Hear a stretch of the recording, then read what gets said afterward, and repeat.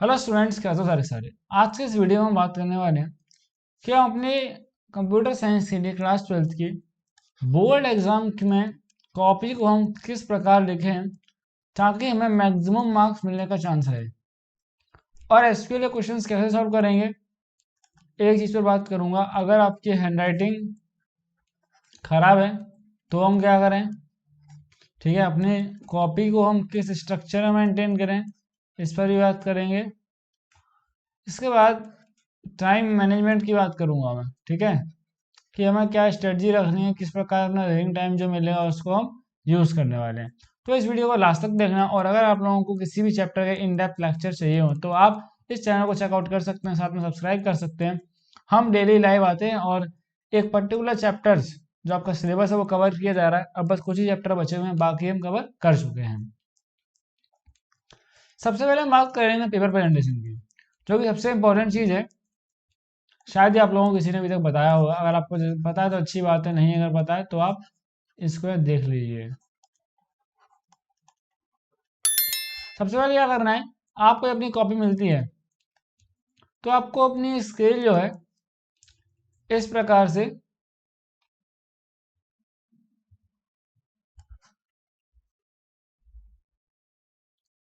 कुछ left side में आपको इतना स्पेस खींचना है। लेफ्ट में तो होता है, ठीक है, लेफ्ट में आपको इतना स्पेस खींचना है, ठीक है। सेम स्पेस जो है ये आपको अपनी राइट में खींचना है, कॉपी के राइट साइड की तरफ, कुछ इस तरीके से।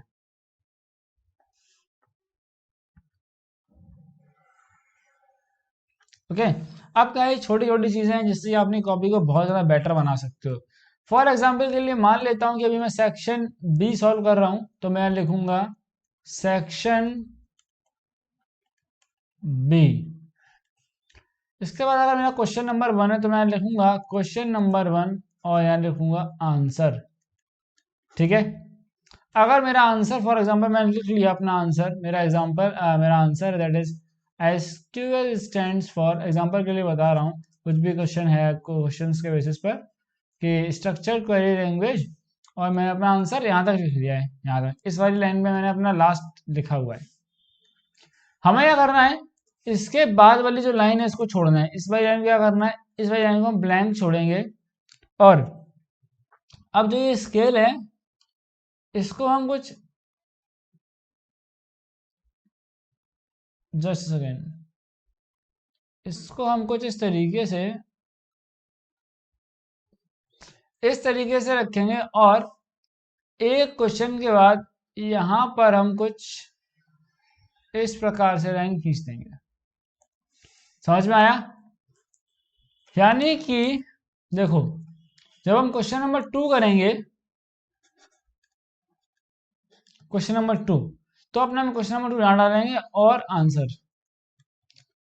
अगर मान लो कि आप क्वेश्चन नंबर 2 में, ध्यान से समझना, क्वेश्चन नंबर 2 में अगर आपके पास 3 ऑप्शन है, अगर, ठीक है, आपके पास एक क्वेश्चन दिया गया है क्वेश्चन नंबर 1, और करके एक और क्वेश्चन दिया गया क्वेश्चन नंबर 2।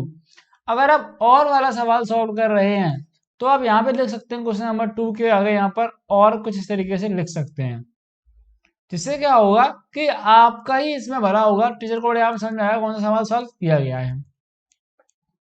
तो पहली पहली चीज तो ये होगी हमारे पास।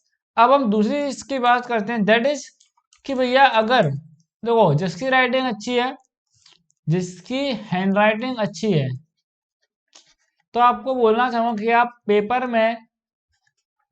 पेपर में अच्छी हैंड राइटिंग मेंटेन करो, ठीक है। बिकॉज उससे भी बहुत ज्यादा फर्क पड़ता है टीचर के ऊपर। आपकी वो छोटी मोटी जो गलतियां हैं वो उसे मतलब कि छोटी मोटी अगर गलतियां तो वो नहीं दिखती हैं, ठीक है। और दूसरा बच्चा अगर ऐसा है जिसकी हैंडराइटिंग अच्छी नहीं है, जिसकी हैंडराइटिंग बहुत ज़्यादा अच्छी नहीं है, तो उसके लिए एक सबसे अच्छी टिप मेरे पास है। देखो, आपको क्या करना है, आपको स्पेस अपने वर्ड्स के बीच में बढ़ा देना है, स्पेस बिटवीन वर्ड्स आपको इंक्रीज कर देना है। ओके, देखो इस तरीके से,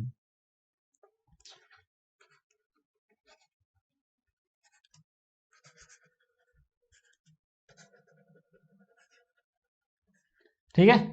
दो वर्ड्स के बीच का अगर आप स्पेस बढ़ा देंगे तो आपकी कॉपी थोड़ी नीट एंड क्लीन लगेगी और इससे अच्छा इंप्रेशन जाएगा और आपके लिए बहुत ही ज्यादा हेल्पफुल चीज साबित होगी आपके पेपर के अंदर। ओके, अब एक बहुत बड़ा बच्चों के अंदर डाउट है एसक्यूएल को लेकर के है कि भैया मैं एसक्यूएल में जो आउटपुट वाले क्वेश्चंस आएंगे उसका मैं आंसर कैसे करना है। तो वो मैं आपको बताता हूँ, ध्यान से समझो। एसक्यूएल में हमारे पास दो टाइप के क्वेश्चंस पॉसिबल हैं।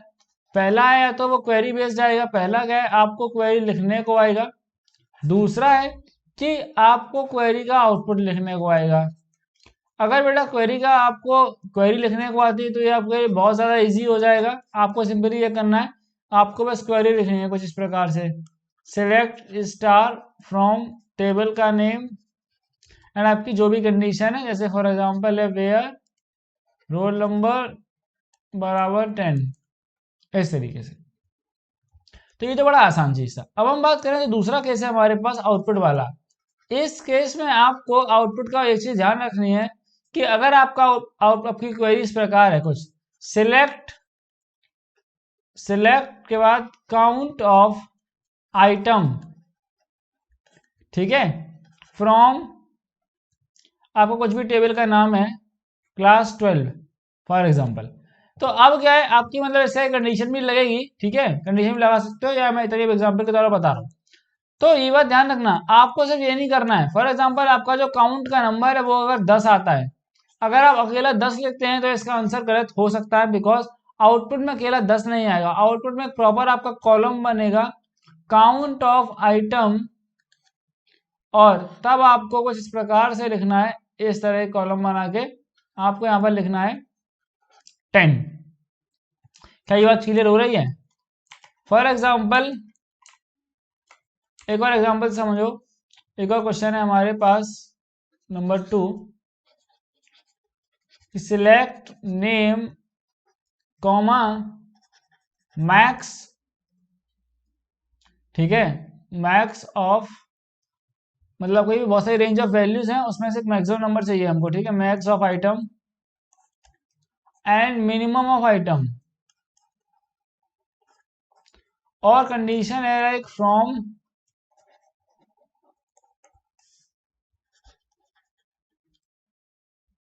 तो हो गया हमारा वेयर आएगा, ठीक है, वेयर रोल नंबर बराबर 10। तो क्या हुआ इस वाले केस में क्या करना है, आपको इन तीनों कॉलम को डिस्प्ले करना पड़ेगा, name max of item minimum of item और आपको इसकी प्रॉपर टेबल बनानी पड़ेगी कुछ इस तरीके से। देखो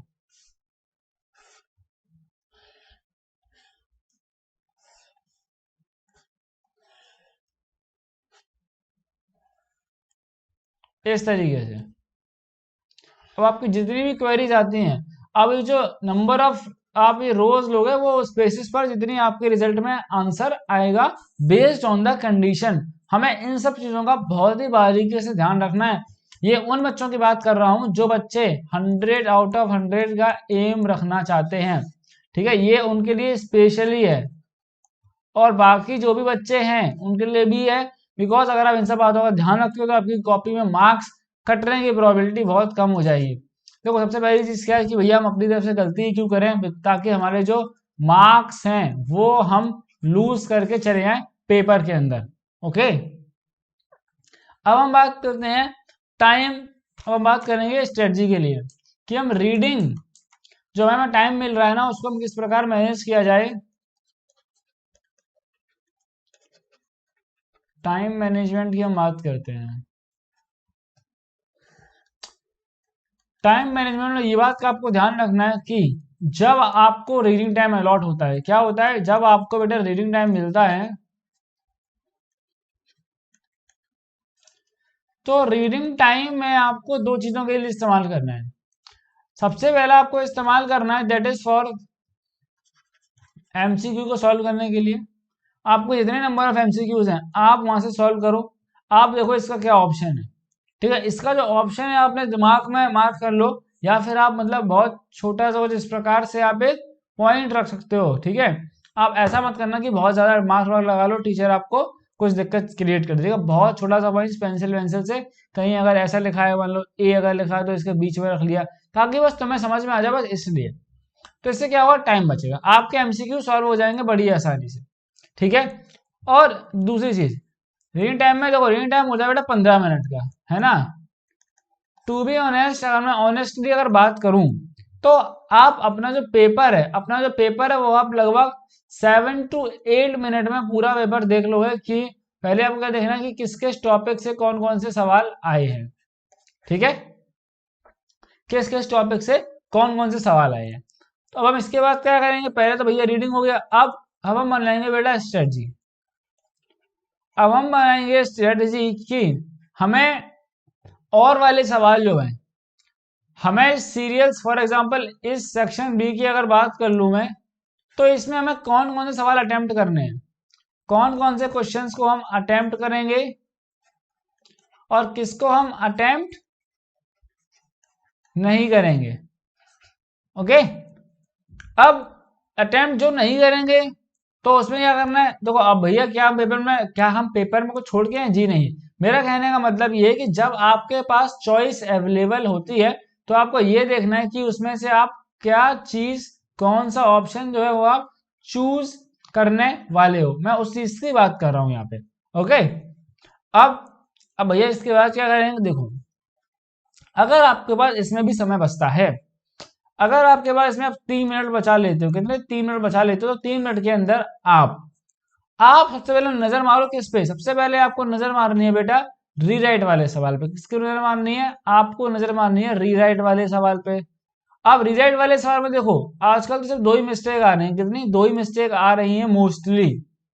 ये बात ध्यान रखना, रीराइट वाले क्वेश्चन के अंदर मिस्टेक्स जो है वो इवन नंबर के फॉर्मेट में होंगी। अगर 2 मिस्टेक है, 2 है तो 2 होंगी। ठीक है, या तो 2 होंगी 4 मिस्टेक होंगी।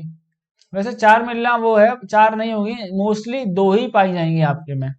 अगर तुम्हें एक मिस्टेक मिल जाए तो दूसरी को भी देख लेना। तो इस 3 मिनट के सवाल में, 3 मिनट के सवाल में मुझे नहीं लगता कि आपको 1 मिनट से ज्यादा लगेगा इस रीराइट को करने के लिए। रीराइट हो गया। अब हम क्या करेंगे, इसके बाद हम अपने चलेंगे एसक्यूएल की तरफ। हम एसक्यूएल में जो क्वेश्चंस हैं, एसक्यूएल में जो क्वेरी बेस आपके आउटपुट हैं, अगर आपने अच्छे से प्रैक्टिस करी है तो आप क्वेरी बेस्ड आउटपुट वाले क्वेश्चंस को भी इस 2 मिनट के बचे टाइम में एक आध दो क्वेश्चन तो सॉल्व बड़े आराम से कर लोगे, जो कि कंडीशनल रहेगा। अब जब हम पेपर लिखना शुरू करेंगे, यहां तक तो बात होगी हमारी किस चीज की, कि हमने स्ट्रेटजी बनाई, तक तो ये 15 मिनट की कहानी थी। ठीक है, हम जब पेपर लिखना शुरू करेंगे तो सबसे पहली बात ध्यान रखना कि आप पेपर सेक्शन वाइज अटेम्प्ट करें तो ज्यादा अच्छा रहेगा। बिकॉज सेक्शन वाइज क्या हो जाता है, अच्छा सा फ्लो बन जाता है। ठीक है, और टीचर को भी चेक करने में आसानी होती है। तो आप क्वेश्चन नंबर हमेशा सीरियल वाइज डालो, आंसर नंबर 1, और एमसीक्यू में आप इस प्रकार से छोड़ सकते हो, answer number 2, answer number 3, answer number 4, answer number 5। और जब ये भर जाए तो बेटा आप यहाँ पे बीच में लाइन ब्लैंक करके ना करें, आप अगले पन्ने पर लिखें, ज्यादा अच्छा लगेगा। ठीक है, अगले पन्ने पर आंसर नंबर 6, 7, 8 और इस प्रकार तक आंसर नंबर 10 लिखो। अब देखो एक और चीज का बेटा ध्यान रखना है आपको, कि अगर आपका ऑप्शन फॉर एग्जांपल आंसर 1 का ऑप्शन ए है, तो अकेला ए नहीं लिखना है आपको प्रॉपर ऑप्शन डालना है। फॉर एग्जांपल कुछ भी अगर है, ऐसे स्ट्रक्चर्ड क्वेरी लैंग्वेज, ठीक है। बी अगर हमारा ऑप्शन है डीएमएल, आंसर 2 का बी डीएमएल, तो आपको प्रॉपर डीएमएल लिखना है। ओके, यानी कि ऑप्शन जो है वो सही से लिखने हैं। अब सेक्शन होने के बाद ये बात ध्यान रखना बेटा, लाइन वाली बात ध्यान रखना, बहुत ज्यादा इंपॉर्टेंट है आप लोगों के लिए। अब इसके बाद हम बात करेंगे, दैट इज ये हमारा सेक्शन हो गया। अब हम जब सेक्शन बी पर जाएंगे, ठीक है, आपको अगर कोई भी सवाल डिफरेंस वाला पेपर के अंदर मिल रहा है, कैसा डिफरेंस करने वाला सवाल मिल रहा है, तो उस सवाल को हमेशा आप इस फॉर्मेट में करना, तो आपको ज्यादा आसानी रहेगी। ठीक है, डिफरेंस वाले जितने भी क्वेश्चंस होंगे आपको इसी फॉर्मेट में करने हैं। ठीक है, नंबर 3, आपके जितने भी थ्योरी क्वेश्चंस हैं, जितने भी थ्योरेटिकल अगर क्वेश्चंस कोई आता है कि काउंट स्टार में डिफरेंस वैसे स्केल वाले क्वेश्चंस की सोच तो रहा हूँ कि आप लोगों को टॉपिक्स दे दिए जाएं, इंपॉर्टेंट डिफरेंसेस जो हैं आप लोग रिस्पॉन्ड करके बताना। साथ में अगर नए हो चैनल को सब्सक्राइब करके चैनल के साथ जुड़ सकते हैं आप। थ्योरी का जो क्वेश्चन है बेटा उसमें आप ये बात ध्यान रख लेना कि सेक्शन बी के अंदर एक वर्ड लिमिट होती है। क्या होती है? वर्ड लिमिट होती है। तो आप वर्ड लिमिट भैया में कहाँ से पता चली? अब इसके लिए आपको एक बार देखनी पड़ेगी मार्किंग स्कीम। ठीक है कि सेक्शन बी में कितना लिखना है, सेक्शन सी में अगर कोई थ्योरेटिकल क्वेश्चन आता है तो हमें कितने वर्ड्स का इस्तेमाल करना है।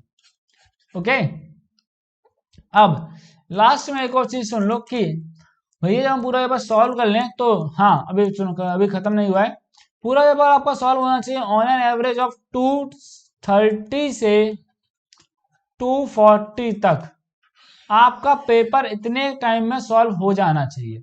टू बी ऑनेस्ट, अगर तुमने अच्छे से पढ़ाई करी है, ठीक है, प्रैक्टिस करी है, तो आप इसको पेपर को इतने टाइम में बड़े ही आराम से आप सॉल्व कर सकते हैं। आप कहोगे भैया हम बाकी 20 मिनट क्या करें? तो बेटा बाकी को जो 20 मिनट है वो आपको मैं दूंगा, वो आपको अलॉट कराऊंगा अपने पेपर को क्रॉस चेक करने के लिए। किस चीज के लिए? हम यहाँ पे कर रहे होंगे क्रॉस चेक। और क्रॉस चेक में क्या चेक करेंगे ये भी देख लो बेटा।